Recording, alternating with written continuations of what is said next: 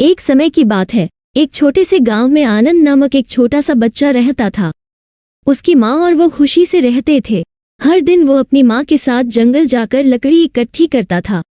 एक दिन उसे वहाँ एक प्यारा सा पपी मिला। उस पपी को देखकर आनंद को बड़ी दया आई। उसने देखा कि वो अकेला और बहुत दुखी है।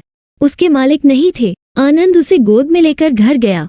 जब उसने अपनी माँ को देखा, उसने कहा, माँ, देखो मैंने जंगल में एक प्यारा सा पपी लाया है। क्या हम उसे रख सकते हैं? उसकी माँ उसके सवाल पर सोच में पड़ गई। उसकी छोटी सी उम्र को देखकर वो भी अपने बच्चे के लिए चिंतित थी। उन्होंने कहा, आनंद, ये तो बहुत प्यारा पपी है, पर हमें उसका ख्याल रखने के लिए भी तो तैयार होना पड़ेगा। उसका खाना और सोने की जगह क्या करेंगे? आनंद ने कहा, माँ, चिंता न करें, मैं उसका ख्याल रखूंगा। मैं उसे अपने भोजन का आधा हिस्सा उसे दूंगा और अपने बिस्तर पर सोने दूंगा। आनंद की ये बातें सुनकर उसकी माँ ने आखिरकार मान लिया। उस दिन से आनंद और उसका नया दोस्त माइलो सच्चे दोस्त बन गए। माइलो आनंद के पीछे हर जगह चलता था। जब आनंद स्कूल जाता तो माइलो उसके कक्षा के बाहर रुक जाता। फिर जब कक्षा खत्म होती तो वो उसके साथ जंगल जाता और लकड़ी इकट्ठी करने में मदद करता। माइलो को खेलना भी आनंद ने सिखाया। उसने उसे गेंद उछालना और फिर उसे उछालकर पकड़ना सिखाया।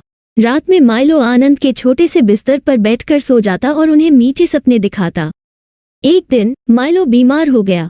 वो आनंद के साथ नहीं जा सकता था, इसलिए वो घर पर ही रहा।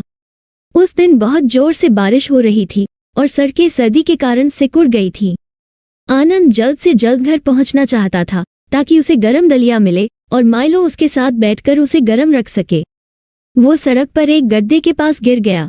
उसने चिल्लाने की कोशिश की, लेकिन शोरगुल और भारी बारिश के चलते कोई नहीं सुन सकता था। बहुत देर हो गई और आनंद की माँ घबरा गई। उन्होंने पड़ोसियों को बुलाया और वे एक खोज पार्टी बनाए। माइलो भी चिंतित था और वह भी उनके साथ मिल गया। वे सभी ने आनंद को ढूंढने के लिए खोज की। माइलो ने भी अपनी खास बात याद दिलाई। उसने आनंद की खुशबू का पता लगाया और जोर से भौंकना शुरू कर दिया। लोगों ने उस ओर देखा और उन्हें पता चल गया कि वो गड्ढे में है। उन्होंने जल्दी से एक रस्सी नीचे भेजी। आनंद ने रस्सी को पकड़ लिया और उसे खींच लिया। आनंद की माँ ने उसे गले लगाया। सबने उसके उपलक्ष्य किए। आनंद सभी की मदद के लिए धन्यवाद दिया और माइलो को आभारी भाव से गले लगाया क्योंकि उसने सच्चे दोस्त होने का फर्ज निभाया।